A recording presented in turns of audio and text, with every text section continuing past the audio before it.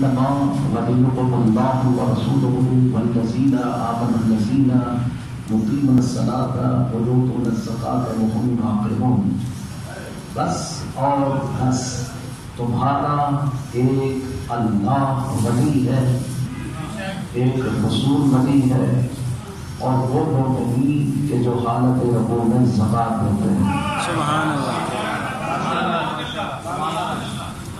کہ قرآن مجید میں اس آیت کا اطلاق و اطلاق ولایت کے اوپر ہے، اور اللہ نے اس آیت کے اندر ولایت ہی پر گفتگو فرمائی، جس میں اللہ نے اپنے آپ کو ولی قرار دیا، اپنے رسول کو ولی قرار دیا، اور ان مومنین کو ولی قرار دیا جو حالت رکوع میں زکات دیتے ہیں. اگرچہ کہ تیسری ولایت کا جو ذکر ہے وہ جمع کے معنی میں ہے اور جمع کا صیغہ ہے، لیکن کمال اس آیت کے اندر جو ہے وہ یہ ہے کہ اللہ نے یہ تو کہا کہ وہ مومنین کے جو حالت رکوع میں زکات دیتے ہیں، تو گویا پھر ہمیں پورے عالم اسلام میں دیکھنا پڑے گا کہ وہ کون لوگ ہیں جو حالت رکوع میں زکات دیتے ہیں. اور جو نہیں آپ کہ میں یہ سمجھتا ہوں کہ اللہ نے ولایت کے اعلان دو مقامات ہیں کہ جہاں ولایت کا اعلان ہوا، یہ وہ اعلان ہے جو خود اللہ نے کیا، اور ایک اعلان وہ ہے وہ رسول کے ذریعے سے کروایا. اور اس آیت کا شان نزول میں آپ کی خدمت میں عرض کر دیتا ہوں. حضرت ابن عباس کا نام تو آپ نے سنا ہوگا، جلیل القدر صحابی ہیں، پیغمبر اسلام کے چچا زاد بھائی بھی ہے، اور محدثین میں بہت بڑا شمار ہے. یعنی پیغمبر اسلام کی احادیث کا ایک بہت بڑا بندہ حضرت ابن عباس سے منسوب ہے، اور حضرت ابن عباس احادیث کے حافظ کے لیے جاتے تھے، اور ان کا مشغلہ ہی یہی تھا کہ وہ لوگوں کو جہاں بیٹھتے، لوگوں کے درمیان بیٹھتے، تو ان کو احادیث نبویہ سنا کر ان کے دلوں کو محسوس فرماتے تھے. ایک دن چاہے زمزم کے کنارے پہ حضرت ابن عباس احادیث نبویہ سنا رہے تھے اور لوگوں کو محسوس فرما رہے تھے کہ اچانک ایک شخص جس نے نقاب پہنا ہوا تھا وہ بالکل حضرت ابن عباس کے سامنے آ کر بیٹھا، اور اس نے مقابلے پر ابن عباس کے مقابلے پر احادیث پڑھنا شروع کر دی. یعنی اس طرح مقابلہ کیا کہ جو بھی حدیث ابن عباس پڑھتے مقابلے وہ نقاب کو شخص پڑھنا شروع کر دیتا. ادھر ابن عباس حدیث کو مکمل کرتے، ادھر سے وہ نقاب پوش جو شخص ہے وہ احادیث کو پڑھنا شروع کر دیتا. حتیٰ کہ ابن عباس کو لگا کہ یہ شخص شاید مجھ سے حدیثوں کا مقابلہ کرنا چاہتا ہے، اور یہ چاہتا ہے کہ میں یہ دعویٰ کروا سکوں کہ اگر تمہیں حدیثیں آتی ہیں تو مجھے بھی حدیثیں آتی ہیں. گویا کہ اس تناظر میں دونوں کے درمیان ایک مقابلہ بازی شروع ہو گئی. پڑھ پڑھ کر احادیثیں سنائے جا رہے تھے، ادھر میں نقاب کو سناتا، ادھر ابن عباس سناتے. ابن عباس حدیث ختم کرتے تو وہ نقاب پوش شروع کر دیتا، نقاب پوش حدیث ختم کرتا، ابن عباس حدیث سنانا شروع کر دیتے. ابن عباس حدیث ختم کرتے، نقاب پوش شروع کر دیتا. حتیٰ کہ ابن عباس تھک گئے، اور جب ساری حدیثیں وہ سنا چکے تو اس وقت کہتے ہیں کہ بھائی تو ہے کون؟ مجھے تو جتنی حدیثیں یاد تھی میں نے سنا ڈالی، لیکن تو ہے کہ حدیثیں پڑھتا چلا جا رہا ہے اور تھکتا بھی نہیں ہے، آخر تو ہے کون؟ اپنا تعارف کروا. کہ نقاب پوش نے اپنے نقاب کو الٹا اور الٹ کر کہنے لگا جو جانتا ہے وہ جان لے، جو پہچانتا ہے وہ پہچان لے، میں جندب ابن جنادہ ابو ذر غفاری بدری ہوں. گھبرا تو نہیں گیا؟ جو جانتا ہے وہ جان لے، جو پہچانتا ہے وہ پہچان لے، میں جندب ابن جنادہ ابو ذر غفاری بدری ہوں. ابن عباس نے دیکھتے کہا ابو ذر تم تھے، نقاب پہننے کی کیا ضرورت تھی؟ یہ نقاب پہن کر تم کیوں آئے؟ جو کون نہیں جانتا، سب جانتے ہیں کہ تو ابو ذر، پھر نقاب کیوں پہن؟ کہا نقاب اس لیے پہنا کہ آپ کسی کو موقع ہی نہیں دیتے. جب بھی ہم چاہتے کہ کوئی حدیث سنائے آپ ہماری سننا ہی نہیں چاہتے، آپ تو اپنی ہی سنائے دیتے ہیں. لہٰذا آج ہم نے نقاب اس لیے پہنا کہ پتا چلے کہ کوئی اور بھی ہے جس جس کو حدیثیں آتی ہیں، وہ جو نہیں ہے نا آپ کی، لہٰذا اس لیے میں نے اپنے آپ کو منوانے کے لیے نقاب پہنا. اگر ظاہر ہے کہ مگر نقاب نہ پہنتا تو آپ کہتے ہیں بزرگ چپ کر کے بیٹھ مجھے ہی بیان کرنا.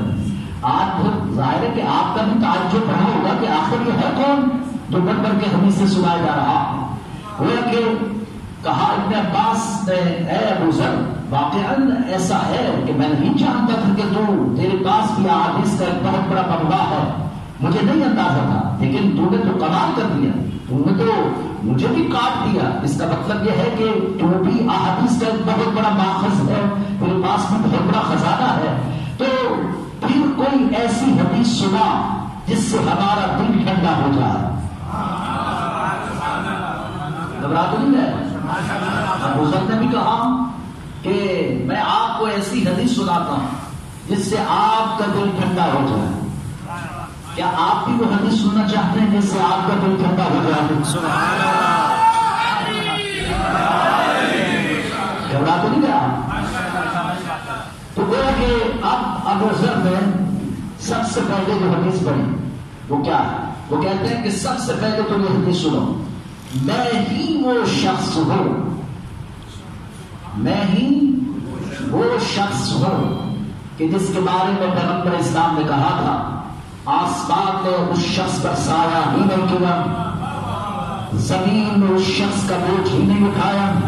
تو ابو ذر سے زیادہ سچا ہو.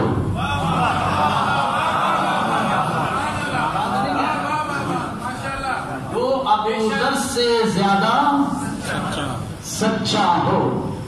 میں ہی وہ شخص ہوں جس کے بارے میں پیغمبر اسلام نے فرمایا کہ آسمان میں اس شخص پر سایہ نہیں، زمین میں اس شخص کا بوجھ ہی نہیں اٹھا. تو ابو ذر سے زیادہ سچا. تو میری سچائی کی ضمانت کس نے دی؟ نبی نے. اصحاب کرام میں سے ابو ذر کو کم مقام تو نہیں رکھتے.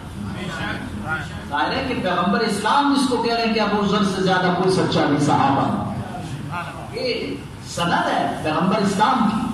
گویا کہ اب ابو ذر کہتے ہیں تو سنو میں آپ کو ایک ایسی حدیث سناتا ہوں جس سے آپ کا دل ٹھنڈا ہو جائے. لہذا اب ابو ذر کہتے ہیں میں ایک دن مسجد نبوی میں پیغمبر کے ساتھ محبوب گفتگو تھا. میں نے دیکھا کہ مسجد نبوی نمازیوں سے بھری ہوئی تھی. لوگ اپنی نماز رکعت نوافلہ میں مشغول تھے کہ میں نے دیکھا کہ ان نمازیوں میں ابو طالب کا بیٹا حیدر کرار بھی اپنی نماز کو ادا کر رہا تھا.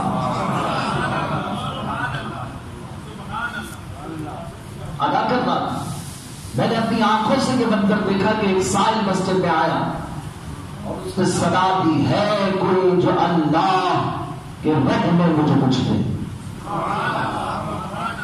ہے کوئی جو اللہ کی رحم میں مجھے کچھ دے.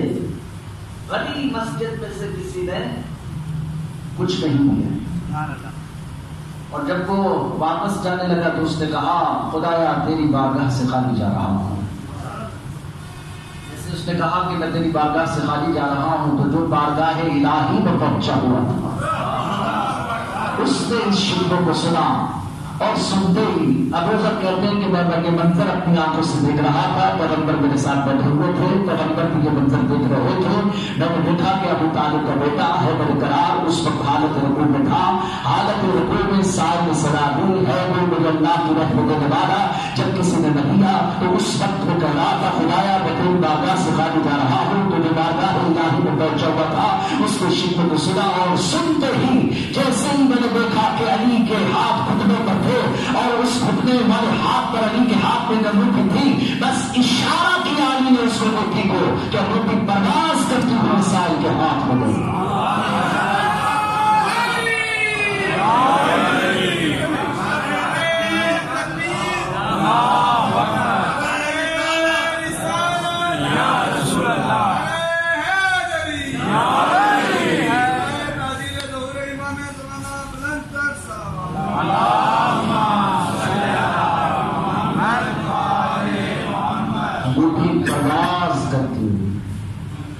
سمجھ رہے ہیں؟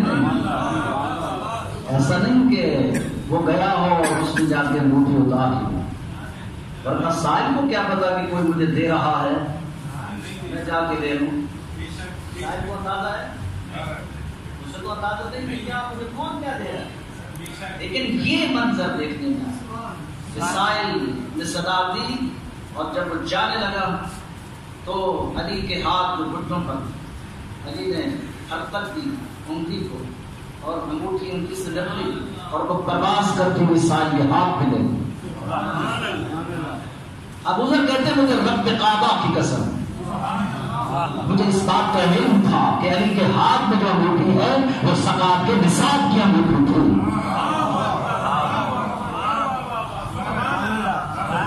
زکات کے نصاب کی انگوٹھی، علی کے زکات کا حصہ تھی وہ انگوٹھی۔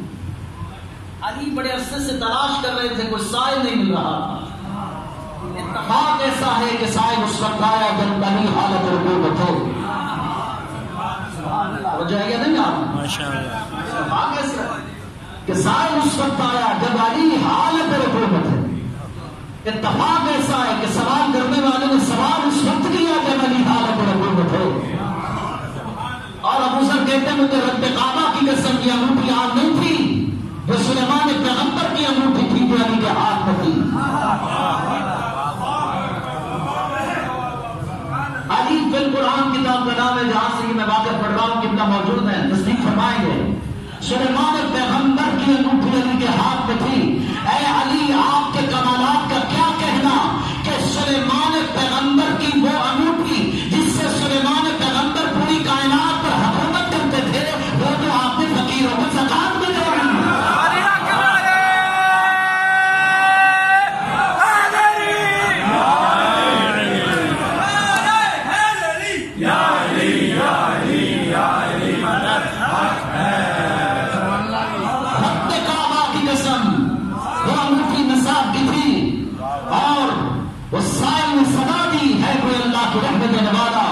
اور جب اس وقت صدا دی جب علی حالت رکوع میں تھے، اور جیسے ہی حالت رکوع میں تھے علی کیا تھا کہ عالم اسلام کے منظر دیکھے، کائنات کے منظر دیکھے، پیغمبر اسلام کے ساتھ ابو ذر ہیں، محض گفتگو ہے، اور وہ کہتے ہیں کہ وہ پرواز کرتی ہوئی انگوٹھی جیسے ہی سائل کے ہاتھ میں گئی کہ بس میں پیغمبر میں جبرائیل اترا اور اس نے کہا اے اللہ کا نبی، اللہ آپ کو درود السلام کے بعد سلام بھیجتا ہے، اور وہ کہتا ہے انما ولیکم اللہ ورسولہ والذین آمنوا الذین یقیمون الصلاۃ ویؤتون الزکاۃ وهم راکعون، کہ دس سردار سے اللہ علی ہے، ایک رسول علی ہے، اور ایک وہ ہے جو حالت رکوع میں زکات دیتا ہے۔ سبحان اللہ، سبحان اللہ، سبحان اللہ۔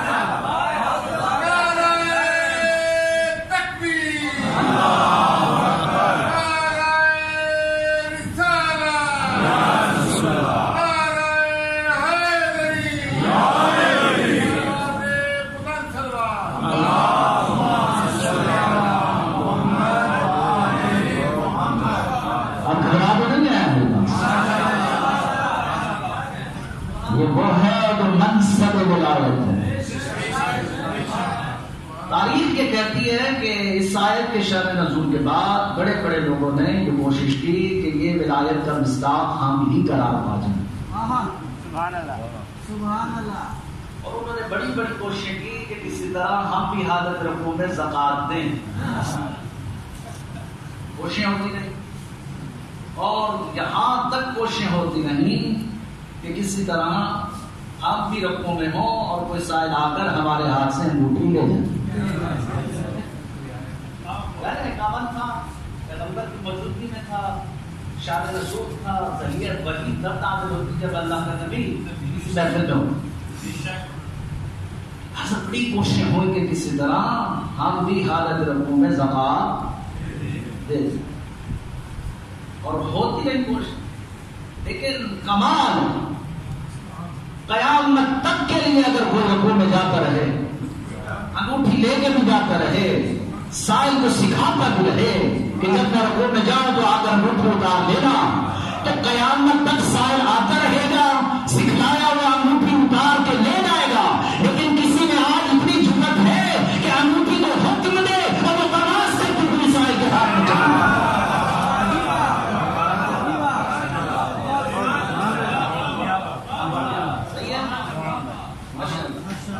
آپ صاحب سمجھ رہے ہیں ہم نے اس موضوع کو آپ ہی سمجھے ہوگا نہیں.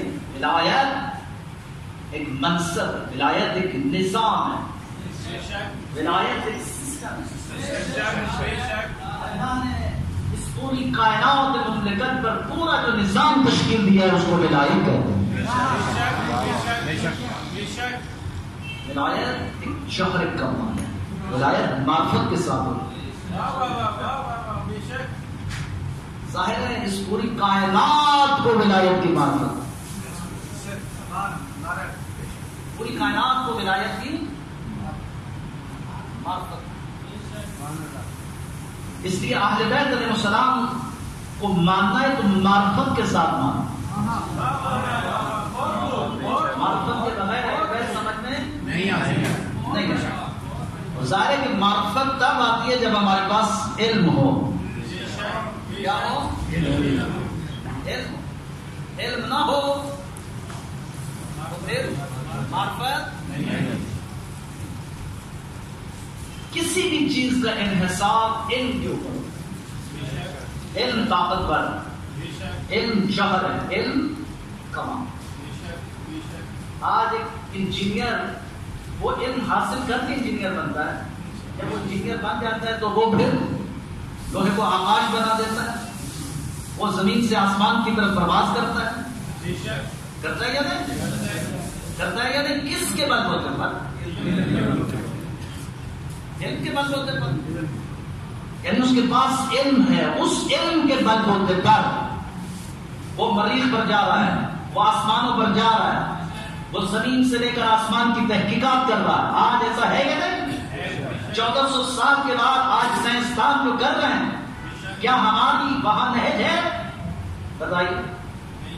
کر رہے ہیں علم کے ذریعے سے. وہ اپنے کمالات پر پہنچ، اپنے کمالات کا اظہار کر رہے ہیں. اس کی وجہ سے علم طاقت ہے. علم جب آ جائے تو پھر معرفت آتی ہے. معرفت پہچان کرواتی ہے، حقیقتوں کو کھول دیتی ہے، حقیقتوں کو آشکار کرتی ہے. سمجھ میں نہیں آیا کہ حضرت آصف بن برقیہ وصی پیغمبر، جس کے حضرت سلیمان. حضرت سلیمان کون ہے؟ اللہ کے نبی. اور اسی انگوٹھی جو ان کے ہاتھ میں تھی، اسی انگوٹھی پر وہ پوری کائنات پر حکومت کرتے. حضرت سلیمان پیغمبر جس تخت پر جلوہ فکن ہوتے تھے وہ تخت عام نہیں تھا. 70 ہزار گھوڑے اسی تخت پر ہوتے تھے، پورا لشکر، 4 ہزار کرسیاں، دنیا جہاں کے پرندے چرندے سب تخت پر جلوہ فکن. یہ سلیمان کی حکومت ہے. اس حکومت کے تخت پر وہ پرواز کرتے ہیں. آج ہوائی جہاز پر آپ پرواز کرتے ہیں، سلیمان پیغمبر تخت کو حکم دیتے تھے، وہ پرواز کرتا تھا.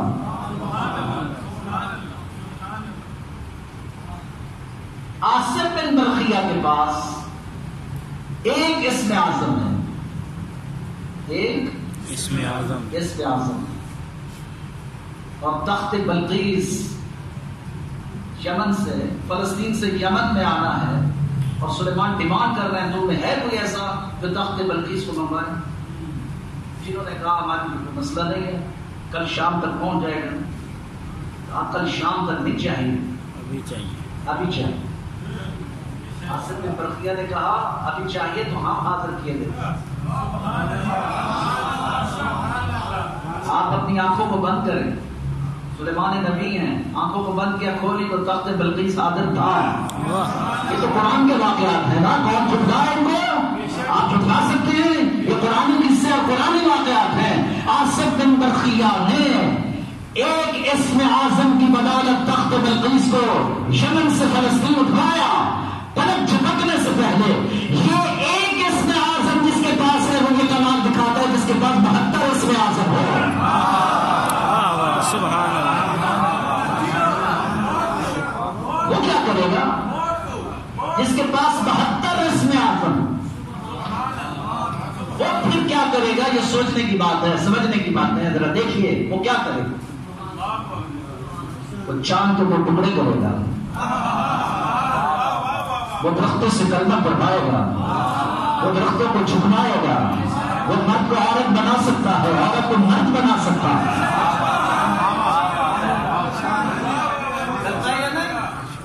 یہ جوہر ہے، کمال ہے، یہ ولایت کے منبع میں سے ایک منبع ہے جس کو سمجھنے کی ضرورت ہے۔ وہ کمالات ہیں جو اللہ نے انبیاء کے اندر جوہر کے ساتھ رکھے ہیں، اور پھر اس کے وسیع کے پاس بھی یہ کمالات ضروری ہیں، اگر نہ ہو تو وسیع کامل نہیں ہو، وسیع کامل نہیں ہوگا، وسیع ناقص ہوگا۔ وسیع کے لیے ضروری ہے کہ اس کے پاس بھی وہی کمال ہو جو نبی کے پاس ہوتا ہے، اور وسیع اپنے کمال کو اپنے نبی کے ذریعے سے ظاہر کرتا ہے۔ جو ولایت کا منبع ہے وہ ولی اللہ ہے، اسی کے تسلسل سے رسول ہے، اسی تسلسل سے وہ ولی کائنات ہے کہ جو وہاں سے شعاع لے کر پوری کائنات پر حکومت کر سکتا ہے۔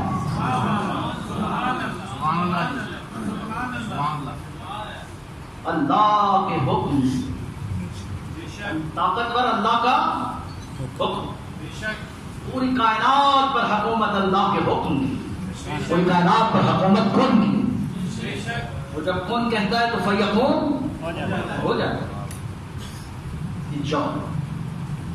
یہ تقویمی اثرات ہیں۔ اگر انسان علمی کمالات پہ آئے تو ہمارے ہاں جو ولایت کی تقویم کا مقصد ہے، رہبر معزز سید علی خامنہئی کبھی یہی عقیدہ ہے، آیت اللہ امام خمینی رحمۃ اللہ علیہ کا بھی یہی عقیدہ ہے، قائد شہید علامہ عارف حسینی کا بھی یہی عقیدہ ہے، ہماری جتنے بھی مراجع علماء متقدمین سب دلیل ہے۔ شیعہ ہونے کے لیے ولایت تقویم کا عقیدہ ضروری ہے۔ شیعہ ہونے کے لیے ولایت تقویم کا عقیدہ ہونا ضروری ہے۔ اگر ولایت تقویم کا عقیدہ نہیں تو ہم اسے شیعہ نہیں مانتے، ہم اسے شیعہ تسلیم، کیونکہ ولایت تقویم مقصد ہے اسلام کا۔ آیت اللہ جوادی آپ کی اس وقت قوم میں بہت بڑی شخصیت ہے، 4000 کے طلاب اس وقت قوم میں پڑھتے ہیں۔ آیت اللہ جوادی آپ کی بہت بڑا نام ہے، کتنا موجود ہے آپ سب جانتے ہیں۔ آیت اللہ جوادی آپ کی وہ یہ کہتے ہیں، عظیم جملہ، ابھی ہم جن چکروں میں پڑے ہوئے نا، خدا را ان سے نکلیے، کون غازی کون مبصر، خدا را شیعہ بنیے، شیعہ حقیقی شیعہ بنیے، کیونکہ شیعہ بننا بہت مشکل ہے، شیعہ بننا آسان نہیں ہے، شیعہ بننا بہت مشکل ہے، شیعہ کہلانا آسان ہے، شیعہ بننا بہت مشکل ہے۔ تو چاہوں گا آپ کی شیعہ ناروں میں آپ بن سکتے ہیں، کردار میں شیعہ بن کے دکھائیے گا۔ امام حسین علیہ السلام سے کسی نے کہا مولا میں آپ کا شیعہ ہوں، امام کے چہرے پر جلال آیا اور کہا کیا تو ابراہیم نبی جیسا ہے؟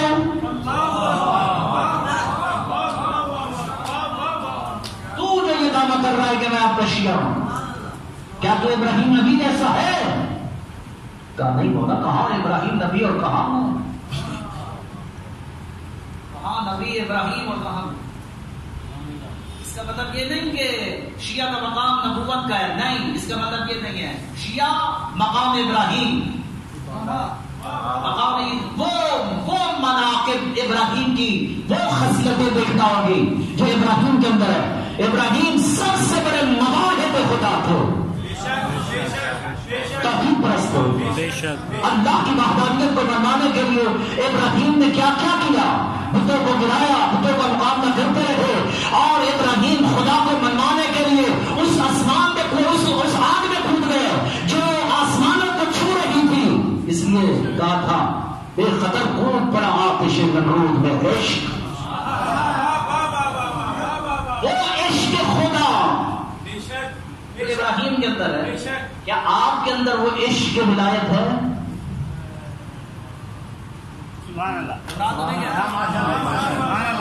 جو عشق خدا ابراہیم کے پاس ہے وہ عشق ولایت آپ کے پاس ہے؟ بتائیے، عشق ولایت، یہ عشق ولایت ہے۔ زبان بدی سے نکل رہی ہے اور کہہ رہا ہے حق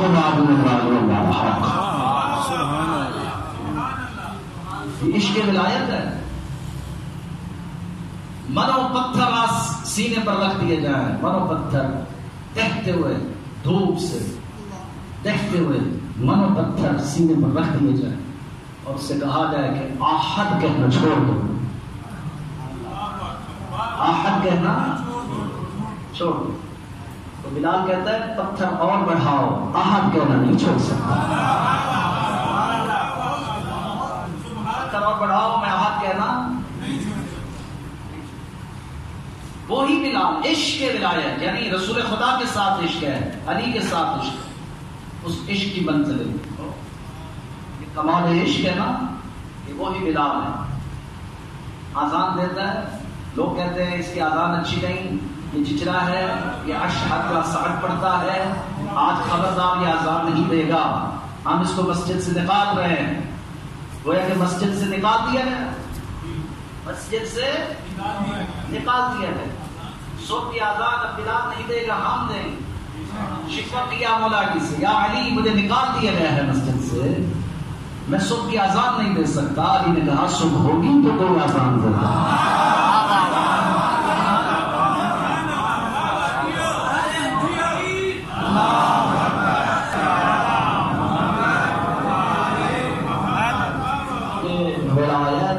ولایت کا مقصد جتنا سینوں میں پر ہوتا چلا جائے گا اتنا یقین پختہ ہوتا جائے گا، یقین اتنا کامل ہوتا جائے گا، یقین اتنا اکمل ہوتا ہے.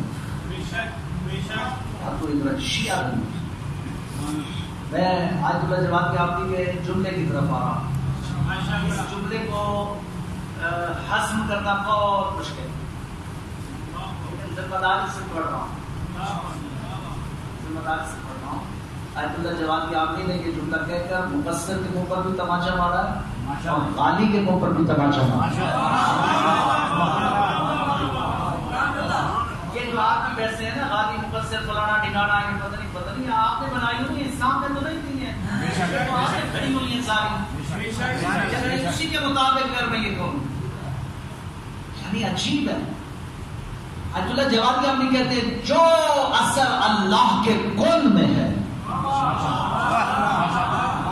جو اثر اللہ کے کون میں ہے وہی اثر علی کی بسم اللہ میں ہے.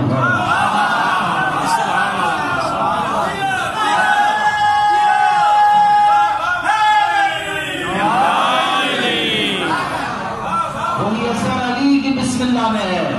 بسم اللہ بسم اللہ بسم اللہ سمجھتے ہیں نا؟ بسم اللہ کے کیا معنی ہے؟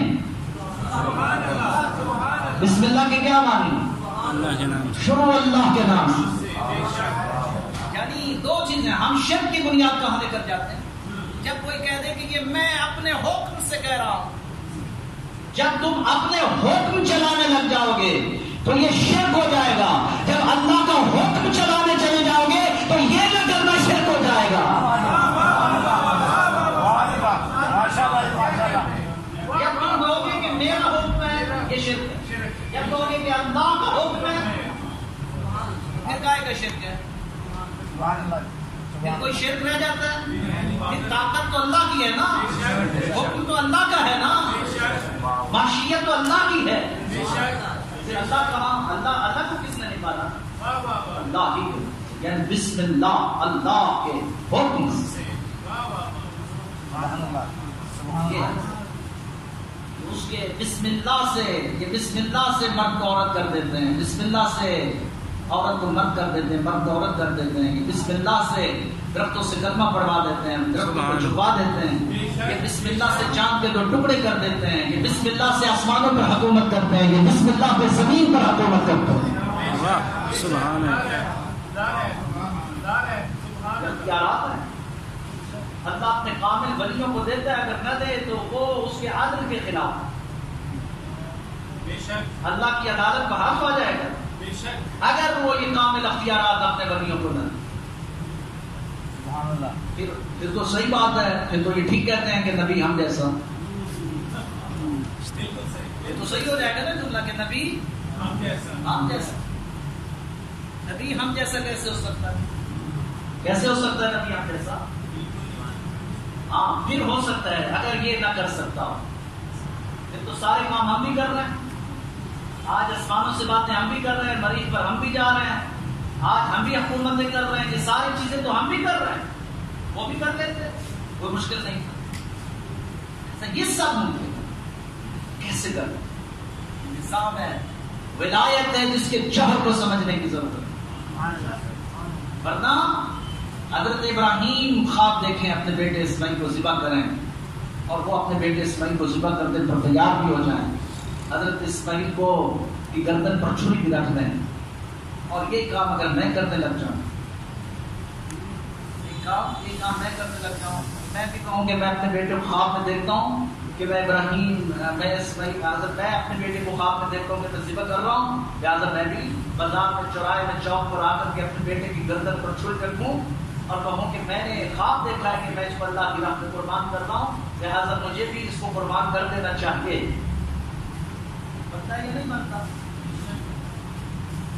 بھائی میں نے خواب دیکھا ہے کہ اگر میں اس راہ خدا میں قربان کر رہا ہوں خواب میں, تو میں بھی حق بنتا ہے کہ میں بھی کسی چوک پر چوراہے میں جاؤں اور اس کو ذبح کروں, کیونکہ میرے پاس سنت نبی ہے. کیونکہ ابراہیم نے بھی تو ایسا ہی کیا ہے. ابراہیم بھی تو اپنے بیٹے اسماعیل کو لے کر کے آئے, ابراہیم بھی تو اپنے بیٹے کی گردن پر چھری رکھ کے کھڑے ہو گئے. اگر ابراہیم کر سکتا ہے تو میں کیوں نہیں کر سکتا؟ گویا کہ میں بھی میدان میں آؤں اور چھری رکھ کے کھڑا ہو جاؤں, پورا جہانیہ شہر آ کر کے مولوی کو پکڑ لے گا, مولانا صاحب پاگل تو نہیں ہو گئے, دماغ تو خراب نہیں ہو گیا, کیوں اپنے بیٹے کو قتل کر رہے ہو؟ میں نے کہا قتل نہیں کر رہا ہوں, اس راہ خدا میں قربان کر رہا ہوں, کیونکہ میں تو ابراہیم کی سنت پر عمل کر رہا ہوں. کیونکہ ابراہیم نے بھی تو ایسے ہی کیا تھا, ابراہیم نے بھی تو اپنے بیٹے اسماعیل کی گردن پر چھری رکھی تھی. آپ مجھے کیوں روک رہے ہو؟ تو میں کہوں گا کہ جناب مجھے بھی یہی کرنا ہے. آپ مجھے کہیں گے کہ جناب ایسا نہیں ہے, ابراہیم نے خواب دیکھا تھا تو خواب ابراہیم کا تھا, وہ نبی تھے, نبی کا خواب نبی اور ہوتا ہے, عام انسان کا اور ہوتا ہے. تم خواب نبی کے برابر نہیں ہو سکتے. میں نے ہاتھ جوڑ لیے, میں نے کہا مولانا جب میں خواب نبی کے برابر نہیں ہو سکتا تو میں ذات نبی کے برابر کیسے ہو سکتا؟ سبحان اللہ.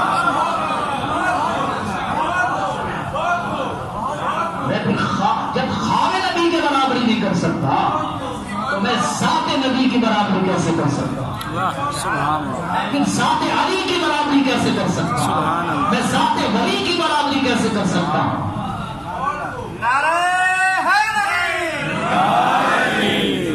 نظام ہدایت کے لیے بہت ضروری ہے کہ لوگوں کے ذہنوں کے ساتھ ان کی ہدایت کرے. ولی وہ ہوتا ہے جو لوگوں کے جسموں پر بھی ہدایت کرے, لوگوں کے ذہنوں پر بھی ہدایت کرے, لوگوں کے مسئلوں کو حل بھی کر سکتا ہو.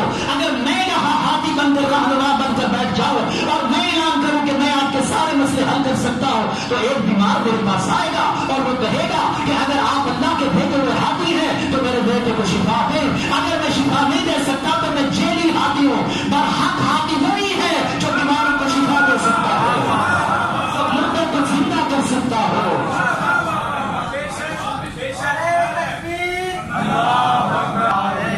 میری باتیں آپ کو پریشان تو نہیں کر رہی؟ جوہر ہے, یہ کمال ہے. ہم ولایت کے منبع کو سمجھ نہیں پا رہے ہیں, جس کی وجہ سے ہم بس تو گربا ہے آپس میں الجھو. ایسا نہیں ہوتا ہے.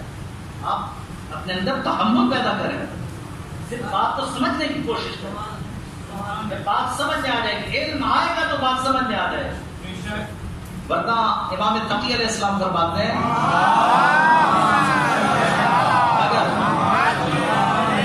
اگر چہلا اپنی زبانیں بند کر لیں, اگر چہلا اپنی زبانیں بند کر لیں تو یہ فرقہ بندیاں ختم ہو جائیں گی. فرقہ بندی صرف جاہل کے بولنے کی وجہ سے, جاہل جب بولیں گے تو فرقے بنیں گے. صرف علماء کی ذمہ داری ہے نا کہ وہ بیان کریں, اپنا علم واضح کریں, اپنے علم کا اظہار کریں, لوگوں کو سمجھائیں, لوگوں کو منزل کی طرف لیں. نظام ہدایت میں, اللہ کے نظام ہدایت میں یہ بہت ضروری ہے. ان کے جو بھیجے ہوئے نمائندے ہیں وہ مظہر خدا ہیں, مظہر خدا قابل فیض ہیں اللہ. ان کی دی ہوئی عنایت سے پوری اس دنیا پر حکومت کرتی. حکومت کرتے ہیں، تحمل کرتے ہیں، حمل کرتے ہیں. حمل کرنا، میں اکثر دوستوں سے کہتا ہوں، حامی ہونا اور بات ہے، حامل ہونا اور بات. حامی ہونا، حامل ہونا اور بات. آپ نعرے لگا کے واہ واہ کر کے حامی بن سکتے ہیں ولایت میں، لیکن حامل نہیں ہو سکتے. حامل اور بات ہے، میں اس کو ذرا صحیح سمجھاتا ہوں. حامی اور بات ہے، حامل نعرے لگا کے واہ واہ کر کے داد دے کے یہ سب کر سکتے ہیں، تو یہ حامی آپ ہو سکتے ہیں. مثلاً حامی اور حامل کی میں اگر اس طرح مثال دوں، فرض کریں ادھر جماعت ہو رہی ہے، نماز ہو رہی ہے، مولانا صاحب کی نماز پڑھا رہے ہیں. کچھ لوگ ہوتے ہیں جو باہر کھڑے گپے ہانکتے ہیں، کھڑے ہوتے ہیں نا، پتہ نہیں یہاں تو اچھے لوگ ہیں، نماز پڑھتے ہوں گے سارے. ہمارے ملتان میں ایسی بہت سی مثال ہیں، اندر جماعت ہوتی ہے، باہر گپے اور سوٹے چل رہے ہوتے ہیں، گپے ہانک رہے ہیں. یہ جو گپے ہانک رہے ہیں اور سوٹے چلا رہے ہیں، یہ آپ کو ان نمازیوں کو برا نہیں کہہ رہے، نہ نماز کو برا کہہ رہے ہیں، نہ نمازیوں کو برا کہہ رہے ہیں، نہ نماز کو برا کہہ رہے ہیں.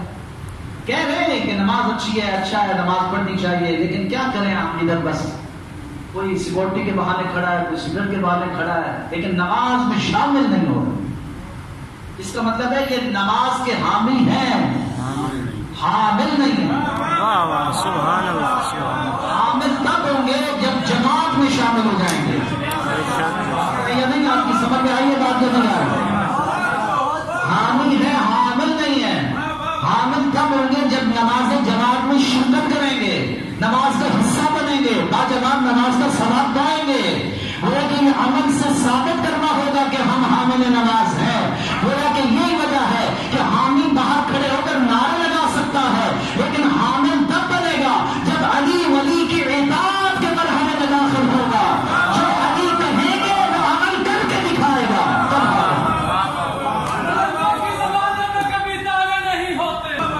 حامل قبلہ صاحب کی صحت و سلامتی کے لیے بابا سے بلند تر صلوات.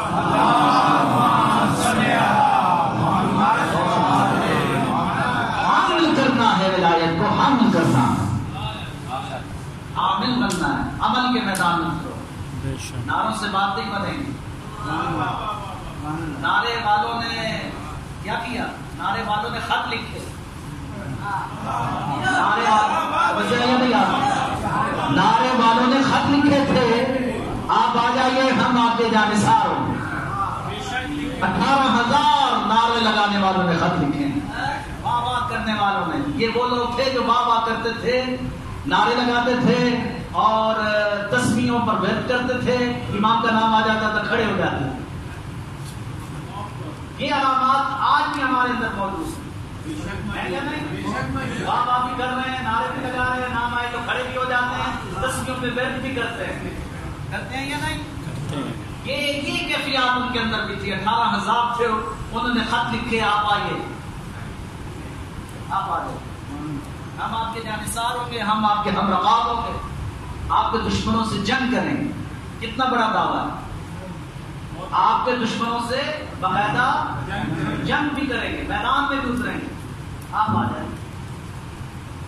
18,000 جب امام کے پاس خط آئے، کتنا وقت لگا ہوگا. یہ کوئی موبائل میسج تھوڑی تھا جو بس ادھر ادھر کر دیا.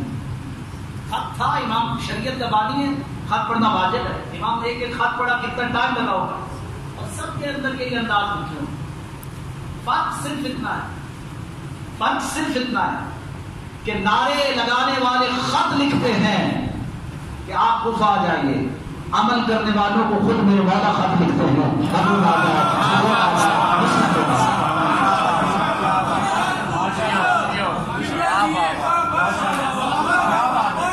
عمل کرنے والوں کو خود والا خط لکھ دیتے ہیں. ابھی آؤ، زہیر آؤ، مسلم بن نوسجہ آؤ، تمہارا انتظار میں تمہارا منتظر ہوں. جو بہت چاہت والے ہوں تو ان کو موت سے بھی اٹھا لیتے ہیں. جو ہے یا نہیں آپ کی؟ اگر بہت چاہت ہو کسی کی تو اس کو مر بھی جائے تو اس کو زندہ کر لیتے ہیں. یاد رکھیے گا، تذکرۃ الحبیب کتاب کا نام ہے. غیر ذمہ داری سے نہیں پڑھتا ہوں، ذمہ داری سے پڑھتا ہوں، کوشش کرتا ہوں. مظاہر اسدی صحابی رسول ہیں، خدا کی رسول خدا کی بارگاہ میں آئے گا، یا رسول اللہ آپ میرے گھر آئے، 4 چاند لگ جائیں گے، آپ آئیں گے میرے گھر میں رونق ہو جائے گی، میرے گھر میں برکت ہو جائے گی، آپ میرے گھر کھانا کھائیں گے، میرے گھر میں رزق میں برکت ہو جائے گی، آئیے میرے ہاں یہ شرف بخشی ہے کہ آپ کھانا کھائیں. پیغمبر اسلام نے کہا مظاہر اسدی جاؤ کھانے کا اہتمام کرو، میں اکیلا نہیں آؤں گا، میرے ساتھ حسنین بلائیں گے. مظاہر اسدی آئے، اپنی بیوی سے کہا میری قسمت جاگ گئی، نبیوں کا سردار ہمارے گھر آنا، ہمارے نصیب یاور ہو رہے ہیں، اچھے اچھے کھانے پکاؤ، دسترخوان بچھاؤ، اپنے گھر کو پاکیزہ کرو، نبیوں کا سردار ہمارے گھر آنا. جی اچھا، یہ آیا اپنے گھر میں، اپنی بیوی کو کہا کھانے پکاؤ، گھر پاکیزہ. چھوٹا بیٹا ہی بڑے جوش و خروش کے ساتھ نبیوں کا سردار ہمارے آ رہا، اپنی چھت پہ جا کے کھڑا ہو گیا. جیسے ہی اللہ کا نبی آئے گا سب سے پہلے اطلاع دوں گا کہ اللہ کا نبی آ رہا ہے، ہم سب دوڑیں گے استقبال کے. یہ ہوتا ہے نا، جذبات ہوتے ہیں نا، عشق کی علامات ہوتی ہیں. یہ اندر سے ایک وہ عشق ہوتا ہے. وہ چھت پہ گیا، پاؤں پھسلا، زمین پہ گرا، دم نکل گیا، مر گیا. کتنا مشکل ہوتا ہے جس کے گھر فوتیدگی ہو جائے، بیٹا مر جائے. مظاہر اسدی کہتا ہے ہمارا بیٹا مر گیا ہے، اگر پیغمبر کو پتہ چلا ہمارا بیٹا مر گیا، وہ تو کھانا نہیں کھائیں گے، وہ کھانا ہم اتنی بڑی شفقت سے محروم ہو جائیں گے. اگر پیغمبر کو پتہ چل گیا کہ ہمارا بیٹا مر گیا، وہ کھانا ہم اتنی بڑی شفقت سے محروم ہو جائیں گے، جلدی کرو اس کی لاشیں کو چھپا. دونوں میاں بیوی مل کے اپنے بیٹے کی لاشیں کو چھپا دیتے ہیں. ادھر پیغمبر اسلام آئے، دسترخوان بچھ گیا، دسترخوان بچھ گیا، دسترخوان بچھ گیا، کھانا لگ گیا. پیغمبر نے کھانے کی طرف ہاتھ بڑھایا، چھوٹا سا ہاتھ پیغمبر کے کاندھے پر آیا، کہا نانا جان میں کھانا نہیں کھاؤں گا. اس جملے نے رسول خدا کو اتنا بے چین اور بےتاب کر دیا. رسول کھڑے ہو کہا حسین تو کیا کہہ رہا ہے، کھانا نہیں کھائے گا؟ یہ کیسے میری جان، حسین تو کھانا نہیں کھائے گا؟ مجھے پتا ہے جب تو کھانا نہیں کھاتا تو میں بھی کھانا نہیں کھاتا تھا.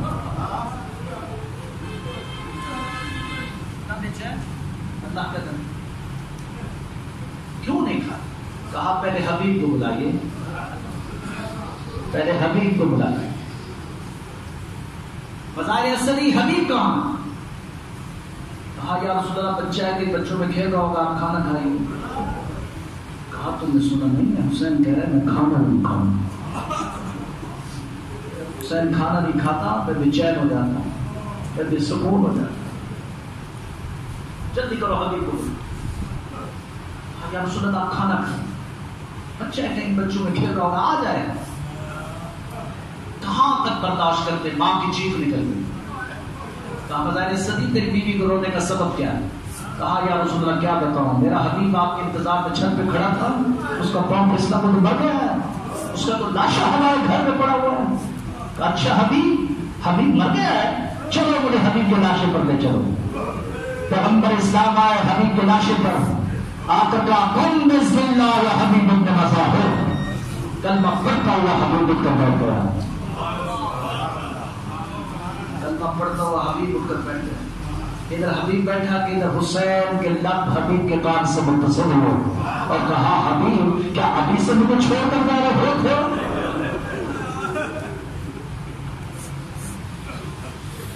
یہ ہیں جن کو اپنا بنا کر ان کو پھر موت سے بھی واپس لے کر آتے، کھا کر کھلاتے ہیں. حبیب تم میرا ساتھی، بچپن کا دوست ہے حبیب، حسین کے بچپن کا دوست ہے. خط میں لکھا یا ایھا الرجل الفقیہ حبیب بن مظاہر. اس کو حسین آپ بتائیے کوئی عام ہستی ہوگا حبیب؟ اس کو کہیں یا ایھا الرجل الفقیہ، حسین کہہ رہے ہیں جس کو فقیہ، عام ہستی نہیں ہوگا. بس یہ ولایت کے منبع ہیں جو سمجھنے کی ضرورت ہے. ہم کرنا اطاعت کرو، اس گھرانے پر جھکنا سیکھو۔ آج جو ماحول بنایا گیا ہے نا، یہ بڑا پری پلان ماحول ہے، ہم اس کے حامی نہیں۔ ماحول مت بناؤ، اہل بیت کے ساتھ وفاداری کرو، اہل بیت کے علاوہ کوئی چارہ نہیں۔ ذرا سمجھاؤ لوگوں کو کہ وہ اس طرح کی باتیں نہ کریں۔ یہی وہ خاندان رسالت ہے، یہی وہ خاندان اہل بیت ہے جس کے نبیوں کا سردار ہر روز آ کر کے کہتا ہے السلام علیکم یا اہل بیت النبوت معدن الرسالت۔ اس کا عمل کیا شیعہ سنی کتابوں میں یہ نہیں لکھا ہوا؟ کیا سیاستہ کی سب کتابوں میں یہ نہیں لکھا ہوا کہ ہر روز اللہ کا نبی فاطمہ زہرا کے دروازے پر آ کر کہتا ہے السلام علیکم یا اہل بیت النبوت ومعدن الرسالت؟ کون ہے جس کے دروازے پہ نبیوں کا سردار کھڑا ہے؟ یہ کون ہے جس سے اجازت طلب کر رہا ہے زہرا میں اندر آ جاؤ؟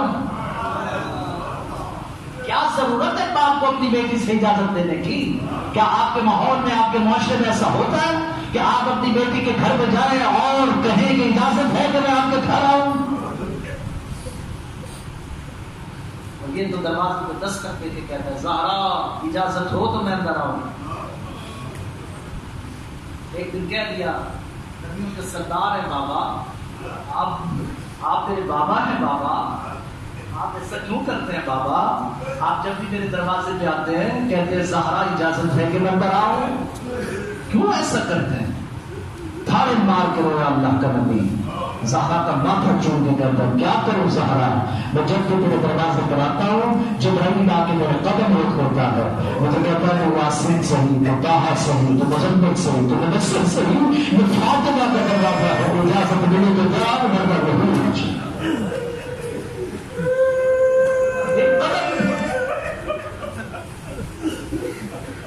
مسلمانوں کو یہ عمل کیوں نہ کر دیا؟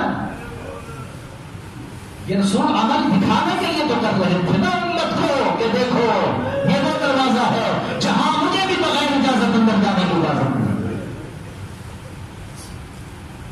کتنا عظیم تھا یہ جبل رسالت کی کلیاں تھی، یہ نازوں سے پناہ حسین تھا، یہ زلف رسالت سے کھیلا کرتا تھا حسین، دہن رسالت کو چوسا کرتا تھا حسین، اس کے کاندھوں پر اٹھا کر کے لوگوں کو دکھایا کرتے تھے یہ میرا حسین ہے، جب نماز پڑھتے تھے تو پشت رسالت پر سوار ہو کر دکھایا کرتا تھا یہ میرا حسین ہے، گلیوں اور کوچوں میں گھوما کرتے تھے دکھایا کرتے تھے یہ میرا حسین ہے۔ آج وہی حسین 30,000 کے لشکر میں گھرا ہوا ہے۔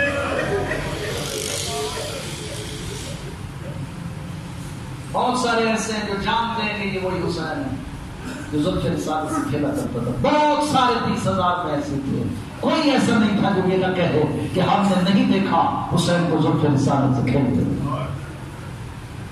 سب نے دیکھا، سب کو پتا ہے، سب جانتے ہیں، لیکن آزاد آرام میں مجبور کرتا رہا ہوں۔ میرے لاکھوں سلام کربلا بانی ہے، لاکھوں سلام علی کی بوٹیوں پر۔ یہ جو عشرہ ہے نا، یہ عشرہ سیدہ زینب کا عشرہ ہے۔ آپ کیا سمجھتے ہیں کہ عصر عاشور کے بعد محرم ختم ہو گیا؟ محرم تو شروع ہوا ہے، محرم تو آغاز ہے۔ پہلے 10 دن آپ نے حسین کا غم منایا، اور یہ 11 سے لے کر اب 20 سفر تک یہ جتنے بھی ایام ہیں یہ علی کی بیٹی زینب کے ایام ہیں، بلکہ مدینہ واپسی تک اس لیے کہتے ہیں زینب شریکت الحسین، زینب کا ایک لقب ہے شریکت الحسین، حسین کے مقصد کے شریک کار علی کی بیٹی۔ میں صرف ایک سوال آپ سے کرنا چاہتا ہوں کہ آپ بتائیے حسین کتنے دن پیاسے رہے؟ کتنے دن؟ 3 دن۔ تاریخ نہیں بتا سکیں کہ زینب کب سے پیاسے تھی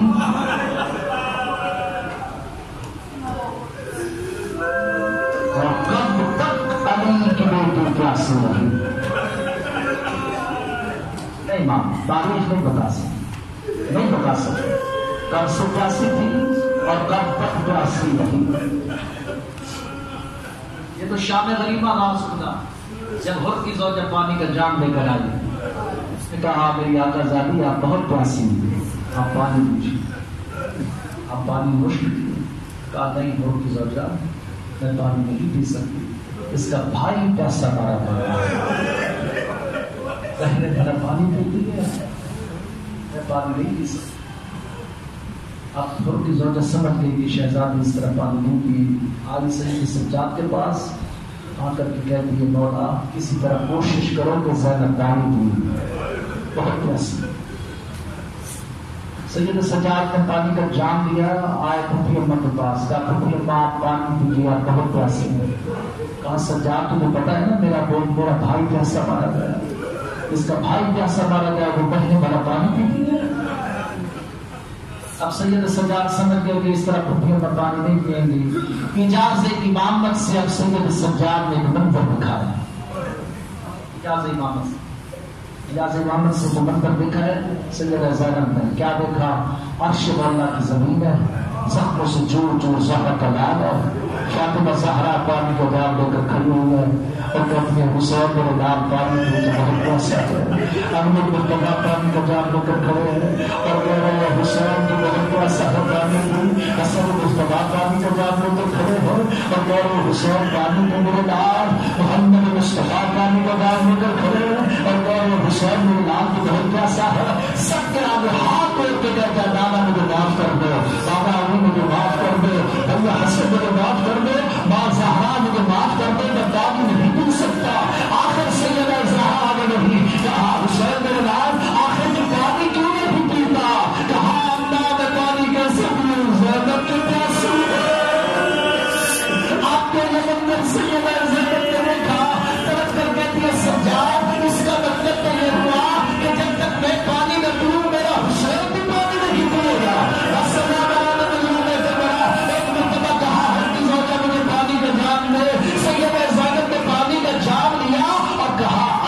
شریعت کا تقاضا ہے اگر سب پیاسے ہیں تو پہلے چھوٹے بچوں کو بلایا جاتا ہے، بچے بھی تو پیاسے ہیں نا۔ سکینہ میری بچی کہاں ہو، آؤ تو بھی تو بہت پیاسی ہے، پہلے تم پانی پی پھر میں پیوں گی۔ بس سدا والا نے نظروں میں کر بتایا، اب تو سکینہ نے پانی کا جام لیا تو دوڑی مقتل کی طرف، کہا سکینہ کہاں جاتی ہو؟ کہا پھپھی اماں آپ نے خود تو کہا ہے پہلے بچوں کو پلایا جاتا، اسکر کو ڈھونڈنے جا رہی ہو، اسکر کو ڈھونڈو گئے نہ جانے وہ اسکر کہاں کھوتے۔ بس صدا بالا مظلوم میں کربلا شام غریباں عجیب منظر تھا کہ جہاں علی کی بیٹی کے دروازے پر 72 جنازہ پڑا۔ خدا کا خاصہ میرے گھر میں ایک جنازہ ہو کتنی مشکل ہو جاتی ہے نا۔ تین کام بڑے اہم ہوتے ہیں، تین کام بڑے اہم ہوتے ہیں کسی بھی مومن کے انتقال کے بعد تین کام بڑے اہم ہوتے ہیں۔ پہلا اس کا غسل ہو، دوسرا اس کا کفن ہو، تیسرا محلے میں کم از کم اعلان ہو، جنازے کا اعلان ہو کہ اتنے بڑے جنازہ ہے۔ عزادارہ نے مجھے حضور میں کربلا مجھے بتاؤ کہ جس کے جنازے پر 72 جنازہ پڑا ہو، نہ کفن ہو نہ ودا ہو، اور اعلان یہ ہو رہی ہو کہ لوٹو تبرکات اندر میں جھول کو قابل بنا کے دے چلو آل رسول، اعلان یہ ہو رہے ہو۔ بس راوی کہتا ہے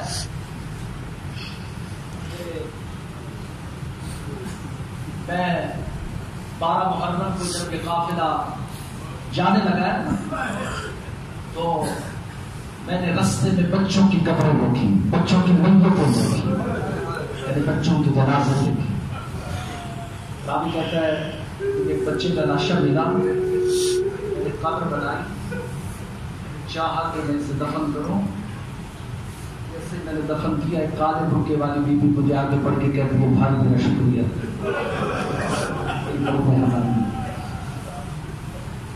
وہ کہتا ہے میں اور آگے بڑھا، مجھے ایک اور بچے کا لاشا ملا، میں نے اس کی بھی قبر بنائی، میں نے اس کو بھی دفن کیا۔ پھر ایک کالے بھوکے والی بی بی آگے مجھے کہتی ہے بھائی میرا شکریہ، وہ کہتا اور آگے بڑھا، مجھے ایک اور بچے کا لاشا ملا، میں نے اس کی بھی قبر بنائی. وہ کالے برقے والی بیٹی آگے بڑھ کے کہتی ہے بھائی میرا شکریہ. تو کہتا اور آگے بڑھا مجھے بچے کا لاشا تو نہیں, مجھے ایک بچی کی لاش ملی.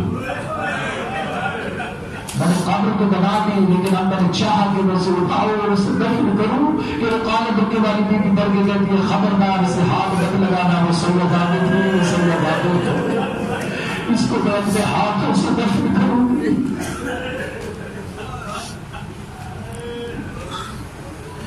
بس سزا نارا نے مزدور کربلا. 13 محرم روایتوں میں ہے کہ تدفین ہوئی ہے کربلا کے شہداء کی. بنو اسد کے لوگ آئے اور وہ کہتے ہیں کہ جب ہم پہنچے ہیں کربلا ایک عجیب منظر تھا, خوشبو ہی خوشبو تھی, لاشیں بکھرے ہوئے تھے اور ہم چاہ رہے تھے کہ لاشوں کو دفن کریں. ہم جب بھی کوئی لاش اٹھاتے ایک نقاب پوش آ رہا تھا, وہ ہماری مدد کرتا, ہماری ہمت میں اضافہ کرتا, بڑھاتا, حوصلہ دیتا, ہمارے ساتھ وہ لاش اٹھا کے ہمیں کہتا کہ یہاں رکھو. ہو جاتی جتنے بھی لاشیں تھے وہ نقاب پوش ہمارے ساتھ چلتا رہا. آخر میں ایک لاش تھی جو نشیب میں تھی. نقاب پوش ہمارے ساتھ آیا اور کہتا ہے اب میری ہمت میں اضافہ کرو, دعا کرو کہ مجھ سے یہ لاشا اٹھایا جائے. قبر تو بنائی اور جب میں وہ لاشا اٹھانے لگا نقاب پوش تو اس لاش کی حالت یہ تھی کہ اس کے ٹکڑے ہو چکے تھے. لاشا اٹھایا نہیں جا رہا تھا اور کہہ رہا تھا اے نانا رسول خدا آؤ میری مدد کرو, مجھ سے میرے بابا کا لاشا نہیں اٹھایا جاتا. اب یہ سب کے بیٹھ کر ہم پیچھے کھڑے